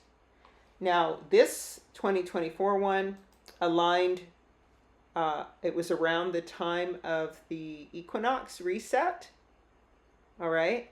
And it went through 7 cities of Nineveh, and it went through Egypt, Illinois, so Little Egypt, the real Egypt, because America is Egypt, where the kings of Judah were taken to as slaves. All right. Now in 2030, that's not an eclipse that's in the 7-year period. That's why I said it's a little suspicious, especially since it lines up with the whole Charles Schwab thing. It's just a little suspicious to me. But there's going to be an eclipse over Africa in 2031, and that will mark the next reset. Okay, and that's around the time of the equinox. All right, like almost exactly at the equinox. It's March 30th. So 2031. All right, according to the Gregorian. So it's right around it. And so there's going to be one in South Africa. I think there's 2 of them, and there's one in North Africa. So it's almost like the eye of Yah begins to focus in on Africa. In 2035, there's going to be an eclipse over Jerusalem. All right. And I think that's where they're going to set up the fake Israel and the fake Christ, like the Antichrist. And so this may be a kind of a judgment. All right. Not sure. Then 2038, there is another solar eclipse. All right, so that's again at a 7-year reset, and this is over Africa again. So it's basically over Africa, there's going to be 2 in 2030, 1 in 2031, 1 in 2038. Okay, so that's, I mean, that's so there. That's one for each 7-year period of the calendar for each reset. And then there's basically 3 around that time. And by the time we get to 2040, there's actually an eclipse across all of America. Now, if Israel is home free in 2031, okay, safe and in the land, or in Jerusalem, maybe just in the land at 2031, maybe in Jerusalem at 2038 or something. I don't know how that's going to work. But nonetheless, we're seeing these 7-year periods going from 2017 to 2024 to 2031 to 2038. And that's not normal. It's not normal in one place. Okay? So let's look at this a little bit more. So this is kind of what the 2031s are going to look like. See, it looks almost like an eye, but see how there is judgment over South Africa and North Africa, like Algiers, Mauritania, everything, and then all over Western Europe and Eastern Europe. Well, Eastern Europe. Okay? And this stuff is in the south, but it's not touching the middle, what they like to call sub-Saharan Africa. All right?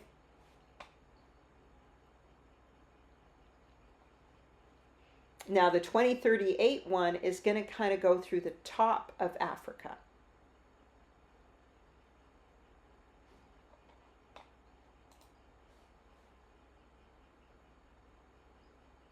And there's 1 in 2031 solar eclipse. And this one will kind of go pass through the edge of the Congo, but then it's going to go into the South Pacific largely and hit there. But it's going to pass through sub-Saharan Africa and part of the DRC and stuff, and Tanzania and so on.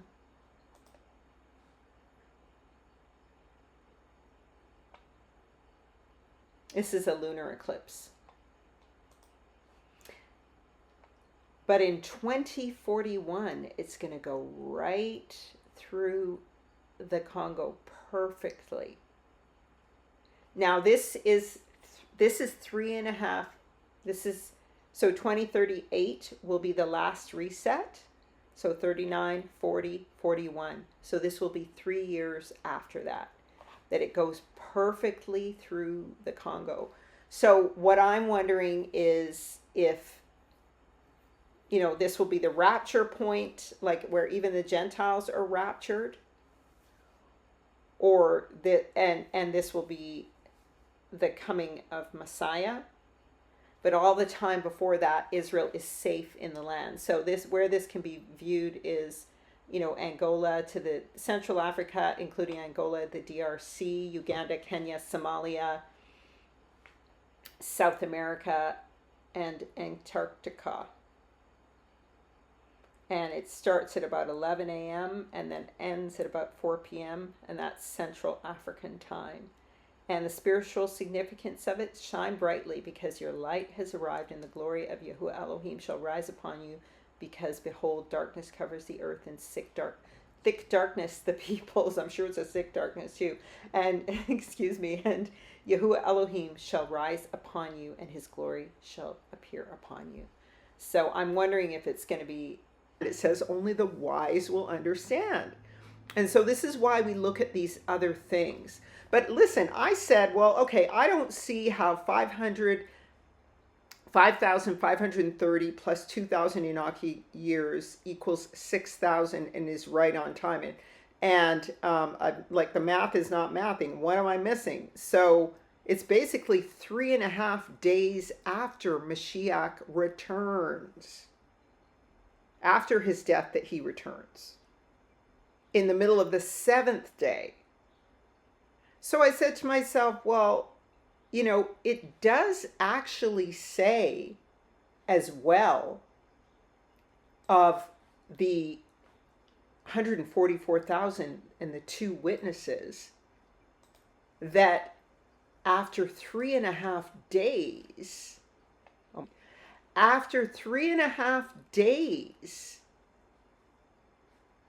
the breath of life of Yahuwah will enter into the two witnesses, and they will stand on their feet, and fear fell upon those who saw him.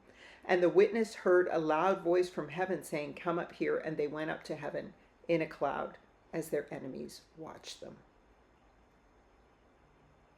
And what does Messiah say? He will return in the third day. In the third day. We went over that earlier. Let's go find it. Is this, after 2 days he will revive us, on the third day he will raise us up. So Hosea says, after 2 days he will receive us on the third day, and he will raise us up. All right? Remember I showed you this before? He will revive us. Sorry. He will, I really am in a battle here. Like I have to do like serious battling. After 2 days, he will revive us. And on the third day, he will raise us up. So that's, I don't know if it's at the beginning. I don't know if it's in the middle or near the end of the third day, right? So this could be, and this is just my theory, this could be what makes sense, family. Let me know what you think. Does this make sense? Or are they lying? Are they lying, about the timeline? And because, long story short, at the end of the day, family, we can always just return to these other signs. And the primary sign is the sign of the awakening of Israel, is it not?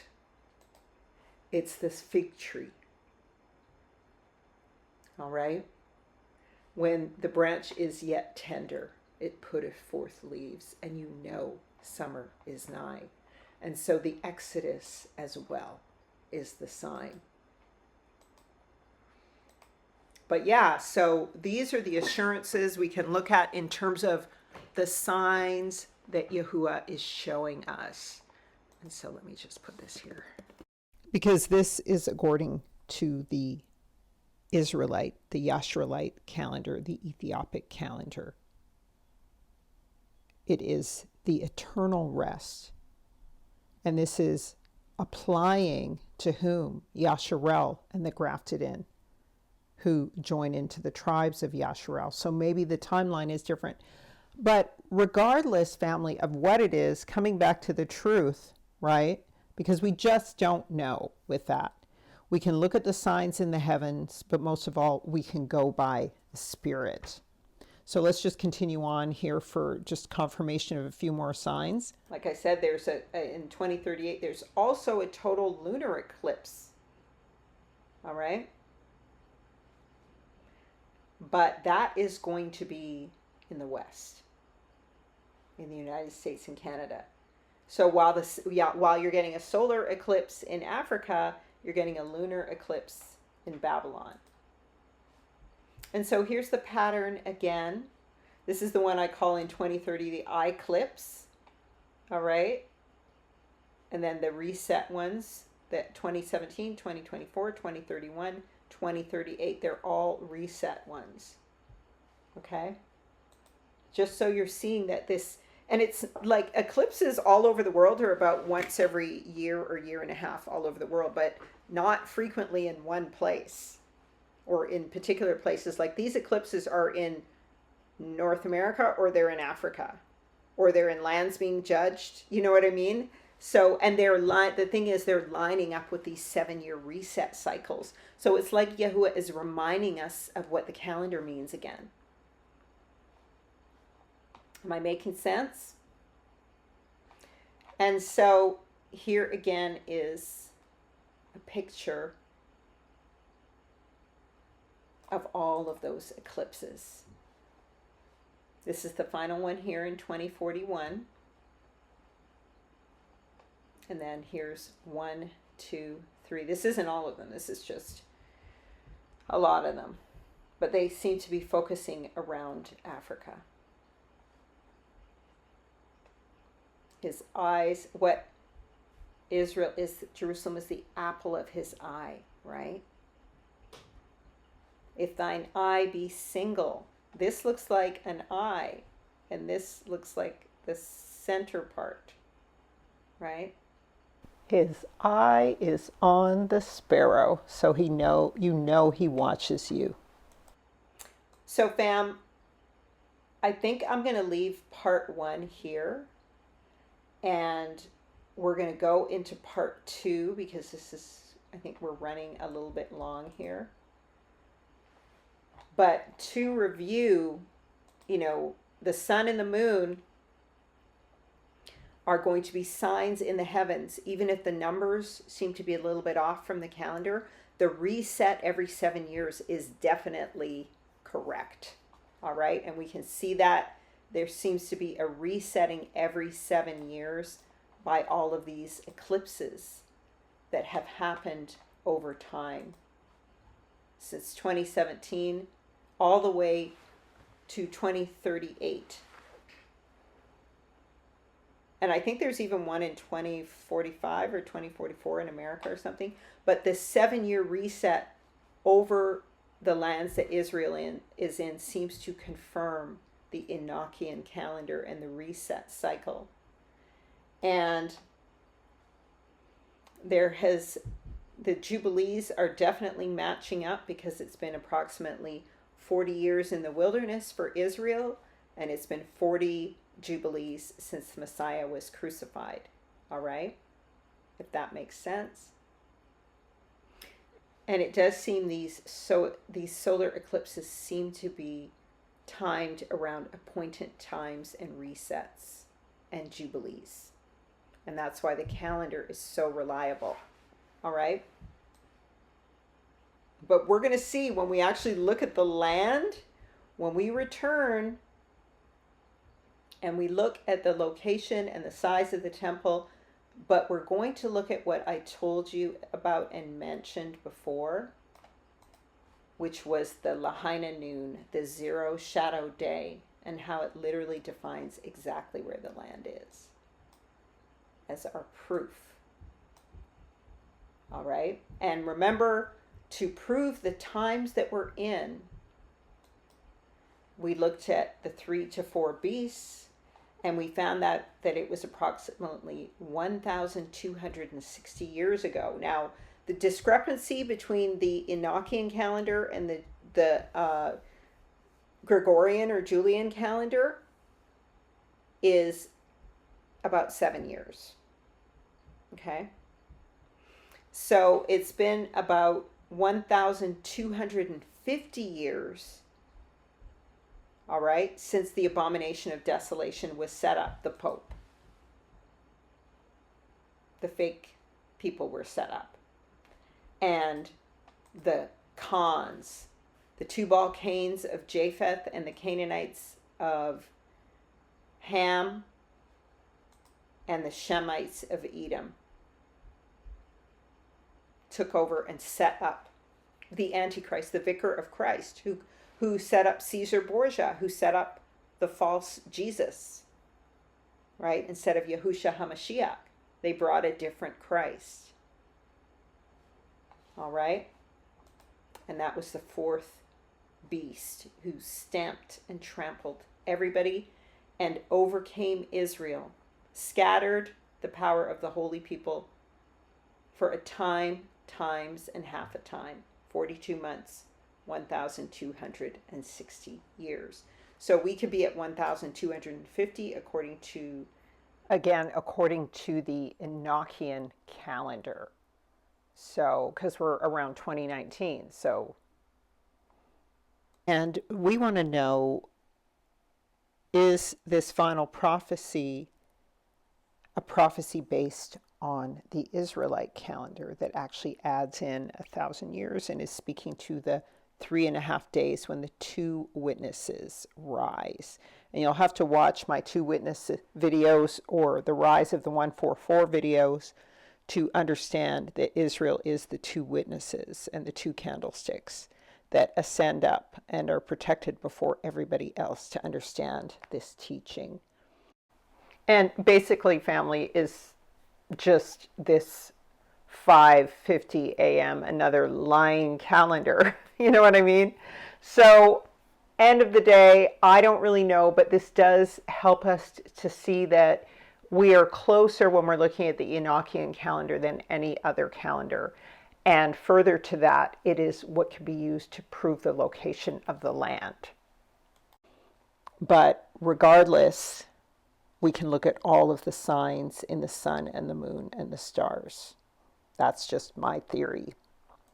So those are all the things that the calendar proves, but the most important thing that I know you guys want to know, and I know I will prove, and I'm hoping to get the video done on for first day, so-called Sunday, is I will prove the land by the calendar and according to that zero sun noon, we will locate Jerusalem.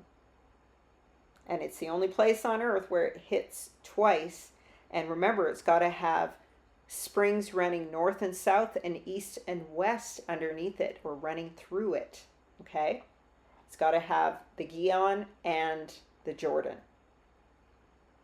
And it's got to have zero sun noon. And let me tell you, family, when I was working with DeepSeek to find this zero sun noon, it would, every time I would try to find it, it kept claiming it was in one specific area. And then I would be like, that's not zero sun noon. Like, that's like off by 7 degrees or 4 degrees or whatever. And then I would say, find it for me further west of this marker you're giving me. And it just would not put it where I knew it was. And I had to force it. I had to go outside of the application multiple times to get it. And it would just not, it would say that it was busy when I tried to double check. I mean, it's kind of interesting. But remember, family, that because Enoch mentioned Yahushua HaMashiach as the Son of Man, he's the law of first mention. He was the first one to mention it. This is what makes the Enochian calendar so reliable. The 7-year reset makes it reliable. The signs in the sun and the moon and the stars and the jubilees are making it reliable. Okay, making it very reliable. And the fact that the enemies of Israel, none of the enemies of Israel seem to use it. And that should tell you everything you need to know. That should tell you everything. And the book of Enoch was a book quoted in the New Testament.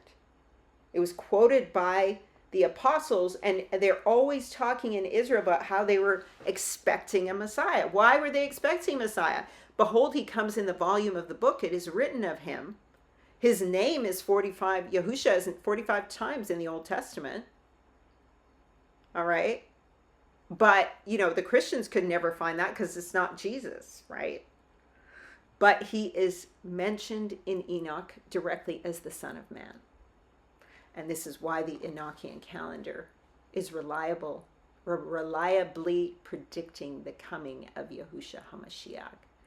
And so we are going to get into this part 2. We're going to look at the measure of the temple, the measuring line, and that noonday sun, because the measuring line was not just about a ruler.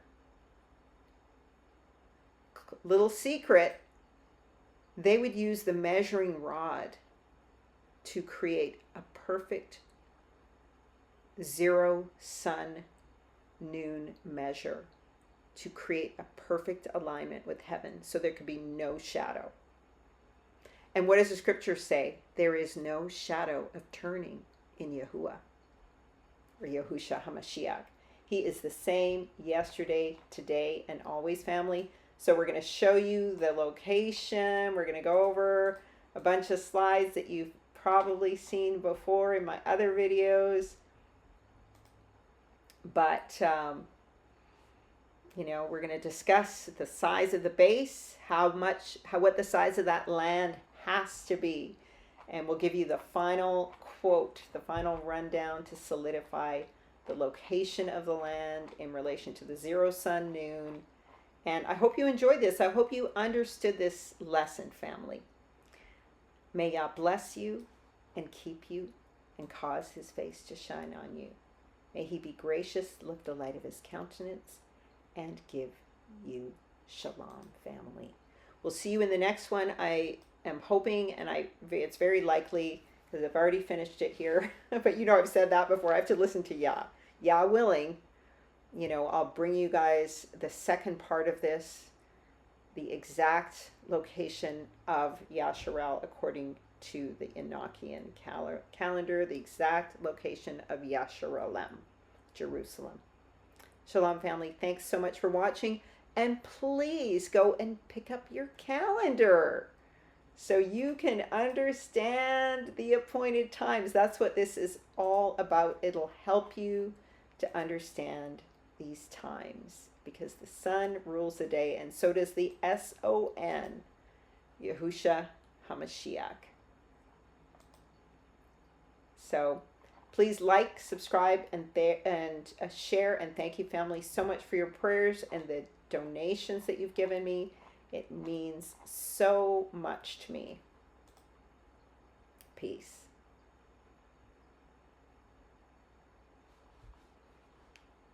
So, family, go ahead and pick up the calendar of the cookbook at intoalltruth.net. That's intoalltruth.net.